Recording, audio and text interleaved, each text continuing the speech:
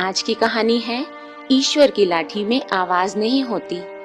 65 वर्षीय राम प्रकाश जी, जो कि प्राइवेट नौकरी से निवृत्त हो चुके हैं, आज सुबह जब सैर करके घर की ओर लौट रहे थे तो मन में सोचने लगे कि रिटायरमेंट के समय मैं सोचता था कि मैं बंधन से मुक्ति की ओर जा रहा हूँ, लेकिन अब समझ नहीं आता कि इसे जीवन की स्वतंत्रता कहा जाए या जीवन में ही मृत्यु का पूर्वाभ्यास। बड़ा खाली खाली सा लगता है जीवन। एक एक पल बड़ी मुश्किल से तिल तिल करके खिसकता है। रह रहकर वो अपने गांव की व्यस्त दिनचर्या को याद करने लगते हैं। वो गिनी चुनी गलियां, वो मुट्ठी भर लोग, सब कुछ इतना छोटा कि एक दिन में पूरा गांव ही नाप लिया जाए और करीब करीब हर आदमी से मुलाकात हो जाए। उस समय लगता था जैसे दुनिया मुट्ठी में है। वो छोटी सी दुनिया जैसे ही हाथ से छूटी कि सब कुछ छूट गया। दरअसल शहर में आने से पहले राम प्रकाश जी अपनी पत्नी सुनैना और बेटे सौरभ के साथ गांव में ही रहा करते थे, परंतु अपने बेटे सौरभ की उच्च शिक्षा के लिए उन्हें गांव से शहर आना पड़ा, जहां उन्होंने अपना मकान खरीद लिया। परंतु शहर आने के 3 वर्ष के बाद ही उनकी पत्नी सुनैना की हार्ट अटैक से मृत्यु हो गई। उच्च शिक्षा के बाद सौरभ नौकरी के लिए विदेश चला गया। वहां यूनिवर्सिटी में भी उसका एकेडमिक कैरियर उज्जवल रहा, जिस कारण उसे वहीं नौकरी भी मिल गई और वहां भारतीय मूल की लड़की सुप्रिया के साथ शादी रचा ली और वहीं का होकर रह गया। शुरू शुरू में तो सौरभ उन्हें कभी कभी फोन कर लिया करता था, लेकिन अब तो कई कई महीने बीत जाते थे राम प्रकाश जी की अपने बेटे से बात हुए भी। इस बड़े से शहर में राम प्रकाश जी एकदम अकेले हो चुके थे। आज जब सैर करके राम प्रकाश जी घर लौटे तो अचानक फोन की घंटी बज उठी। उन्होंने रिसीवर उठाया तो दूसरी ओर से आवाज आई, हेलो बाबूजी, मैं सौरभ बोल रहा हूँ। हाँ बेटा बोलो, कैसे हो, बच्चे कैसे हैं, बहू कैसी है? एक ही सांस में राम प्रकाश जी ने कई प्रश्न कर डाले। बाबूजी, हम सब ठीक हैं, आपकी तबीयत कैसी है? ठीक है बेटा, अब तबीयत का क्या है, इस उम्र में कुछ ना कुछ तो लगा ही रहता है, परंतु शरीर चल रहा है, इसलिए भगवान का हर पल शुक्रिया अदा करता हूँ। क्या बात है बेटा, आज बहुत दिनों बाद मेरी याद आई? क्या बताऊँ बाबूजी, जिंदगी इतनी व्यस्त हो गई है कि कुछ करने के लिए समय ही नहीं मिल पाता। बहुत दिनों से सोच रहा था कि आपको फोन करूं, परंतु किसी न किसी काम में व्यस्त हो जाता था। ये बात तो तुमने सच कही बेटा। जैसे जैसे पद बढ़ता जाता है, जिम्मेदारियां और भी ज्यादा बढ़ती जाती हैं। बाबूजी, मैं आपसे एक बात कहना चाहता हूँ, कहीं आप बुरा तो नहीं मानेंगे? कहो ना बेटा, बुरा मानने वाली क्या बात है? बाबूजी, मैं सोच रहा था कि आप वहाँ भारत में बिल्कुल अकेले हैं। अब आपकी तबीयत भी ठीक नहीं रहती और हम लोगों का तो आपको पता ही है कि हमारा कभी कभार ही भारत आना हो पाता है। इसलिए यदि आपको ठीक लगे तो आप हमारे साथ ऑस्ट्रेलिया चले आइए। यहाँ आपके दोनों पोता पोती भी आपका साथ पाकर खुश हो जाएंगे और आपका समय भी सुखपूर्वक कट जाएगा। यहाँ मुझे आपकी चिंता सताती रहती है। यदि आप यहाँ आ जाएंगे तो हम लोग भी आपकी ओर से निश्चिंत हो पाएंगे। अपने बेटे का प्रस्ताव सुनकर राम प्रकाश जी को बहुत अच्छा लगा। वे सोचने लगे कि 5 वर्ष बीत गए अपनी नौकरी से रिटायर हुए, कहीं ऐसा ना हो कि किसी दिन अचानक मेरी आंख बंद हो जाए और मेरा बेटा मेरी अर्थी को कंधा देने भी ना पहुंच पाए। ये सोचते हुए राम प्रकाश जी ने अपने बेटे को अपनी सहमति दे दी। फिर सौरभ बोला, बाबूजी, अब आप यहाँ हमारे पास आ जाएंगे तो अपने मकान की अब कोई जरूरत नहीं है, इसलिए उस मकान को बेचने पर लगा दीजिए। मकान को बेचने की बात सुनकर राम प्रकाश जी कुछ हैरान रह गए, क्योंकि इस मकान के साथ उनकी पत्नी की मीठी यादें जुड़ी हुई थी। इस मकान की एक एक चीज को उन्होंने अपने हाथों से सजाया था, परंतु बेटे की बात भी सही है कि अब इस मकान में वापस कौन आएगा। ये सोचकर उन्होंने मकान बेचने के लिए हाँ कर दी और अगले दिन ही न्यूज़पेपर में मकान बेचने के लिए विज्ञापन दे दिया। कुछ ही दिनों में मकान का सौदा हो गया। करीब 1 महीने के बाद सौरभ भारत आया और मकान के पैसों का लेन देन कर लिया। राम प्रकाश जी ने बैंक में जो भी एफडी बनवा कर रखी हुई थी, सौरभ ने उसका भी ड्राफ्ट बनवाकर कैश करवा लिया और सारी संपत्ति बेचने के बाद अब वे लोग ऑस्ट्रेलिया जाने के लिए बिल्कुल तैयार थे। निश्चित समय पर वे लोग एयरपोर्ट पर पहुंच गए। सौरभ ने कहा, बाबूजी, आप यहीं सोफे पर बैठिए। सारी फॉर्मेलिटी पूरी करने के लिए समय चाहिए। मैं चेक इन करने के बाद आता हूँ, फिर आपको लेकर चलूंगा। राम प्रकाश जी वहीं सोफे पर बैठ गए और उनका मन अपने अतीत में खो गया। एकाएक उनकी जिंदगी के पन्ने खुलने लगे। जिस मकान को उनकी पत्नी ने इतने शौक से बनवाया था, उसे बेचते समय उनका मन भारी हो रहा था। शहर में आने से पहले राम प्रकाश जी ने अपनी पत्नी सुनैना से कहा था कि घर किराए पर ले लेते हैं और आराम से रहेंगे, परंतु सुनैना तैयार नहीं थी और कहने लगी कि किराए पर तो हम केवल वर्तमान ही आराम से बिता पाएंगे, परंतु भविष्य की चिंता सताती रहेगी।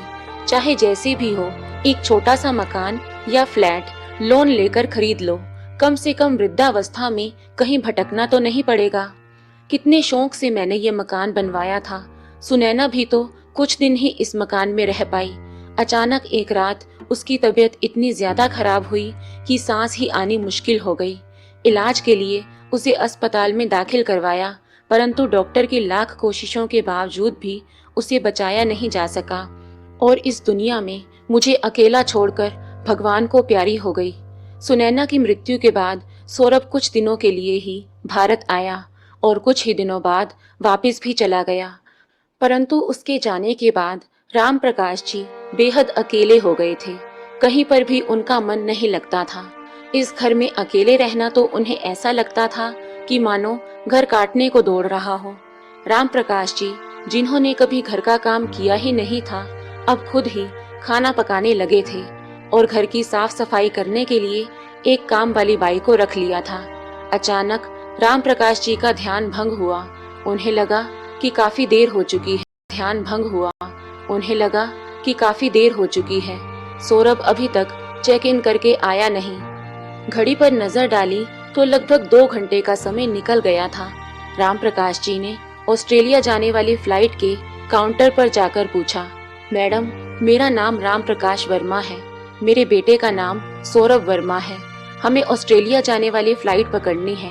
मेरा बेटा चेक इन करने के लिए आया था, पर वो मुझे कहीं नजर नहीं आ रहा।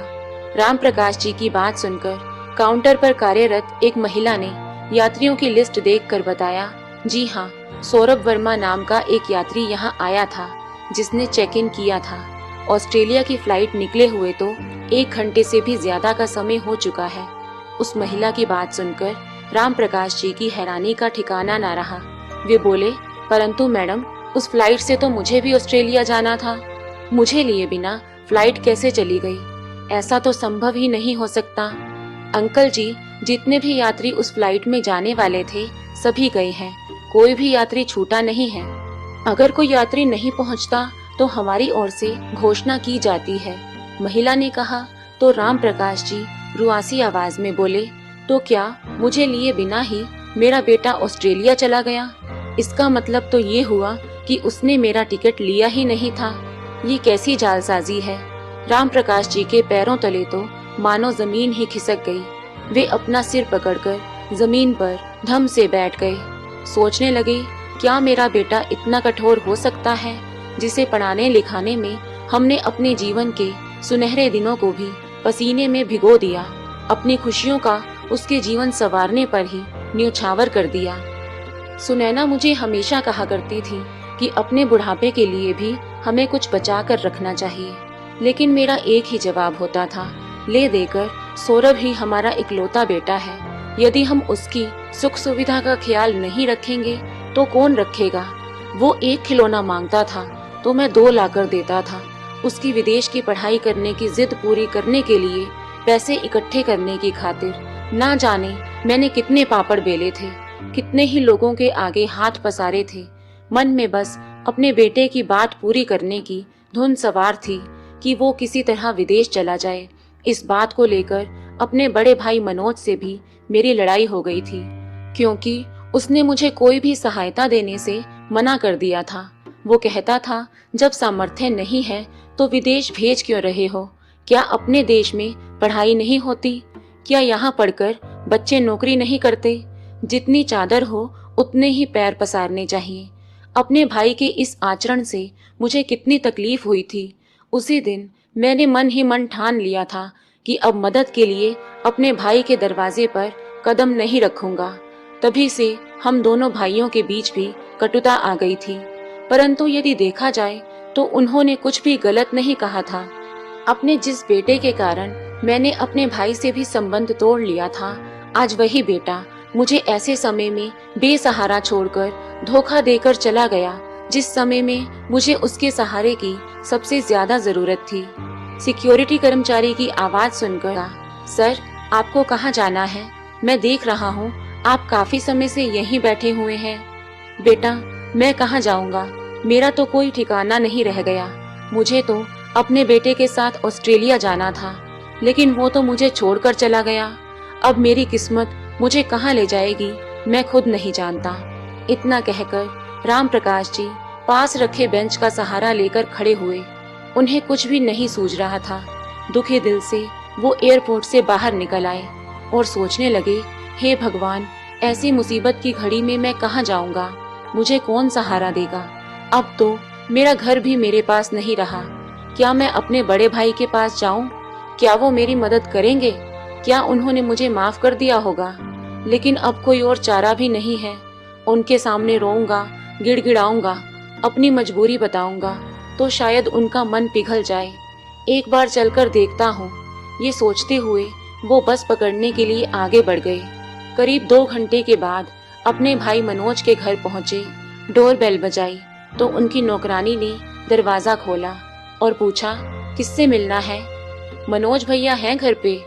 जी हाँ, बाबूजी तो हैं, पर आप कौन हैं? उनसे कहो उनका भाई आया है। उसी समय मनोज जी बाहर आ गए और अपने छोटे भाई को ऐसी हालत में देखकर हैरान रह गए। राम प्रकाश जी का सब्र का बांध टूट गया और वे फूट फूट कर रोने लगे। मनोज जी उन्हें अंदर लेकर आए और अपने भाई से उनकी इस हालत का कारण पूछा, परंतु राम प्रकाश जी कुछ बोलने की हालत में नहीं थे। उनका मन कर रहा था कि अपने भाई के कंधे पर सिर रखकर जी भर कर रोएं। उनकी आंखों से अविरल अश्रुधारा बहती जा रही थी। मनोज जी ने तुरंत अपनी नौकरानी से पानी लाने को कहा। राम प्रकाश, आखिर बात क्या है? तुम इस तरह जार जार क्यों रोए जा रहे हो? और ये क्या हालत बना रखी है तुमने अपनी? लो, पहले थोड़ा सा पानी पी लो और शांत हो जाओ। अब तुम अपने घर में हो, अपने भाई के पास। राम प्रकाश जी ने एक गहरी सांस लेते हुए थोड़ा पानी पिया और संयत स्वर में बोले, भैया मैं क्या बताऊं आपको, इस उम्र में आकर मेरे बेटे ने ही मुझे छल लिया। मैंने कभी सपने में भी नहीं सोचा था कि ऐसा दिन भी मुझे देखना पड़ेगा जहां चारों तरफ केवल अंधेरा ही अंधेरा है। मैं कुछ समझा नहीं, तुम पहेलियां मत बुझाओ। तुम्हारी ये हालत देखकर मेरे मन में ना जाने कितने प्रश्न एक साथ उठ रहे हैं। मनोज जी ने पूछा तो राम प्रकाश जी ने सारी घटना उनके सामने बयां कर दी। मनोज ने गहरी सांस लेते हुए उनकी एक एक बात बड़े ही ध्यान पूर्वक सुनी और बोले, ये कैसी विडंबना है, तुमने अपने बेटे को पढ़ाने लिखाने के लिए और एक अच्छा इंसान बनाने के लिए अपना सब कुछ दांव पर लगा दिया, और तुम्हारे साथ ऐसा सलूक। क्या माँ बाप इसी दिन के लिए अपने बच्चों को पाल पोस कर बड़ा करते हैं? कितने स्वार्थी हो गए हैं आजकल के बच्चे। भैया अब मुझे समझ नहीं आ रहा मैं क्या करूं। इस उम्र में मैं कहीं नौकरी करने भी नहीं जा सकता। बेहतर होगा कि मुझे किसी वृद्धाश्रम में भेज दो। ये क्या कह रहे हो राम प्रकाश? आत्मसम्मान से सिर उठाकर जीने वाला इंसान आज वृद्धाश्रम जाने की बात कर रहा है। ये घर तुम्हारा ही है। बेटी शिखा की शादी के बाद जब से तुम्हारी भाभी ये दुनिया छोड़कर चली गई, उसके बाद तो मैं बिल्कुल अकेला हो गया हूँ। अब तुम आ गए हो तो हम दोनों का समय आराम से कटेगा। अपने बड़े भाई की बातें सुनकर राम प्रकाश जी को कुछ सहारा हुआ, परंतु वो उन पर बोझ नहीं बनना चाहते थे, इसलिए वे अभी भी परेशान थे। अभी दोनों भाइयों में ये बातें चल रही थी कि डोरबेल बजी। देखा तो मनोज की बेटी शिखा कुछ दिनों के लिए रहने आई थी। इतने वर्षों के बाद अपने चाचा को इस घर में देखकर उसे अचंभा हुआ। शिखा उनके पास बैठकर उनका हालचाल जानने लगी। परंतु जब उसे उनके हालात के बारे में जानकारी हुई तो उसे बहुत दुख हुआ और हैरानी भी कि सौरभ चाचा जी के साथ ऐसा कैसे कर सकता है। अगले दिन सुबह शिखा ने अपने पिताजी और चाचा जी के लिए स्वादिष्ट नाश्ता बनाकर परोसा और एक अलग कमरे में चली गई। राम प्रकाश जी ने देखा कि शिखा मोबाइल पर ही ऑनलाइन क्लास ले रही थी। उसे ऑनलाइन क्लास लेते देखकर राम प्रकाश जी के मन में कुछ ख्याल आया और जब शिखा बाहर आई तो उन्होंने शिखा से कहा, बेटी एक बात तो बताओ, क्या मैं भी ऑनलाइन क्लास ले सकता हूँ? घर बैठे बैठे अपने बेटे के बारे में सोचकर परेशान होने से तो अच्छा है कि मैं किसी काम में व्यस्त हो जाऊं। उनकी बात सुनकर शिखा बोली, क्यों नहीं चाचा जी, आजकल तो ऑनलाइन क्लासेस का जमाना है। ना तो आपको स्कूल जाना पड़ेगा और ना ही स्कूल की तरह घंटों खड़े रहकर पढ़ाना पड़ेगा। आप अपनी सहूलियत से बच्चों को पढ़ा सकते हैं और वैसे भी आप तो गणित विषय के बहुत अच्छे अध्यापक रह चुके हैं। शिखा ने राम प्रकाश जी का ऑनलाइन रिज्यूम बनाकर अपने स्कूल में भेज दिया। कुछ ही समय में उन्हें नियुक्त कर लिया गया। अब उन्हें ऑनलाइन पढ़ाने के अच्छे खासे पैसे मिलने लगे थे। सुबह 9 बजे से लेकर 12 बजे तक वे फोन से ही बच्चों को ऑनलाइन पढ़ाते और अपना खर्च खुद निकाल लेते थे। अब उन्हें जीने का मकसद मिल गया था। वे पहले से ज्यादा चुस्त और तंदुरुस्त रहने लगे थे। अब वो अपनी जिंदगी से संतुष्ट थे, परंतु वो गरीब बच्चों के लिए भी कुछ करना चाहते थे। इसलिए उन्होंने बच्चों के लिए अपना कोचिंग सेंटर खोलने के बारे में सोचा और इस काम में भी उनकी मदद उनकी भतीजी शिखा ने की। शिखा की मदद से उन्होंने एक जगह किराए पर ली जहां उन्होंने अपना कोचिंग सेंटर खोला। गणित विषय के अलावा अन्य विषयों की भी कोचिंग प्रदान करने के लिए उन्होंने 2 अध्यापक भी नियुक्त कर लिए।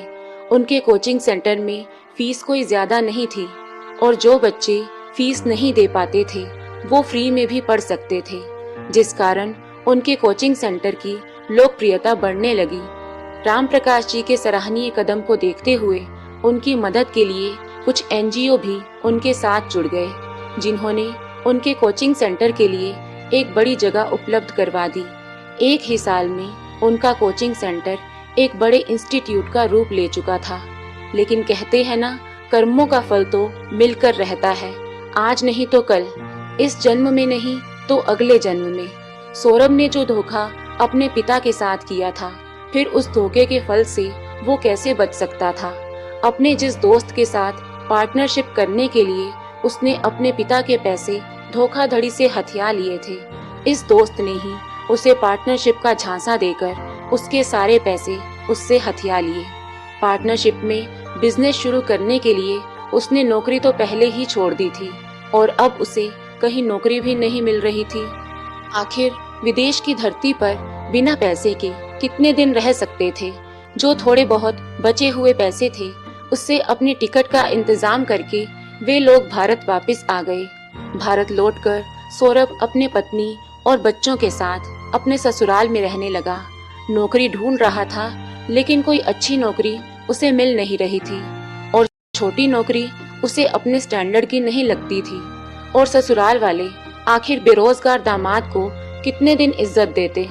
अब उसे महसूस होने लगा कि ससुराल में उसे बोझ समझा दिन इज्जत देते।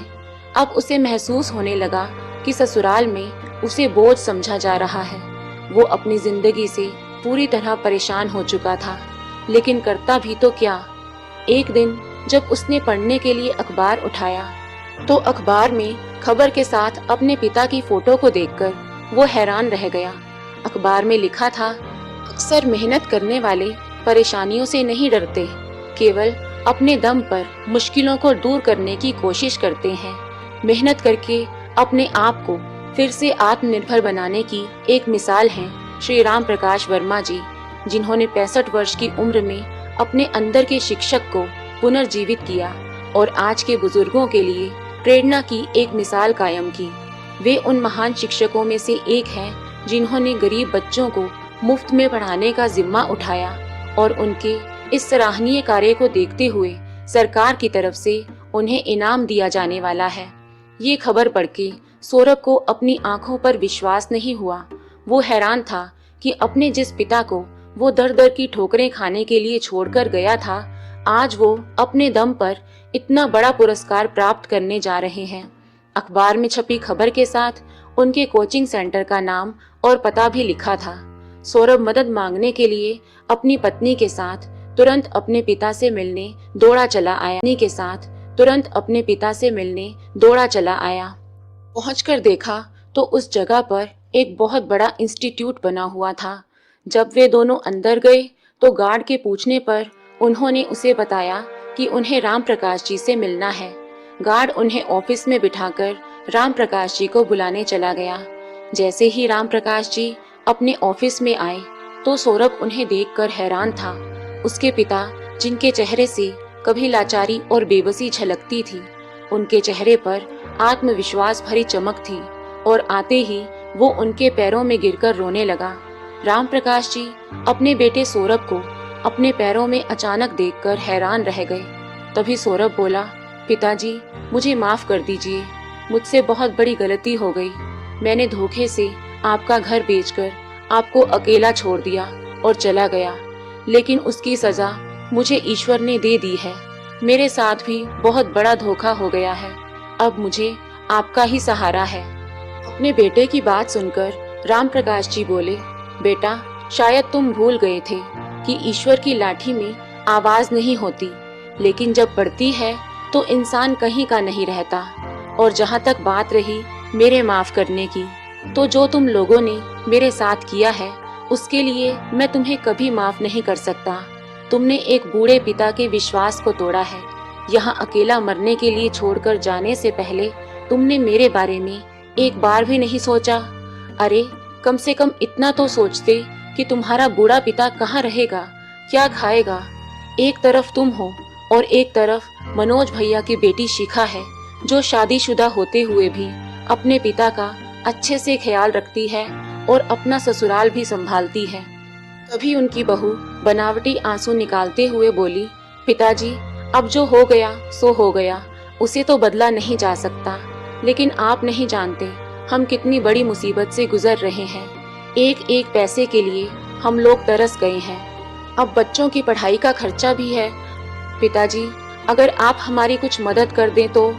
सौरभ ने कहा तो राम प्रकाश जी ने स्पष्ट रूप से कह दिया, एक बार मैं तुमसे धोखा खा चुका हूँ, इससे ज्यादा धोखा खाने की शक्ति मेरे पास नहीं है। तुम्हें जो करना है वो करो, लेकिन जो भी पैसा मैं कमाता हूँ अपने दम पर कमाता हूँ। उस पैसे में से एक फूटी कौड़ी भी मेरे पास तुम्हारे लिए नहीं है। यदि मैं बुढ़ापे में इतना सब कुछ हासिल कर सकता हूँ तो तुम्हारी तो अभी उम्र है। खुद से पैसा कमाओ और अपनी जिंदगी कैसे जीनी है वो खुद देखो, लेकिन मुझसे उम्मीद लगाकर मेरे पास फिर कभी वापस मत आना। मेरी क्लास लेने का समय हो रहा है, मैं जाता हूँ।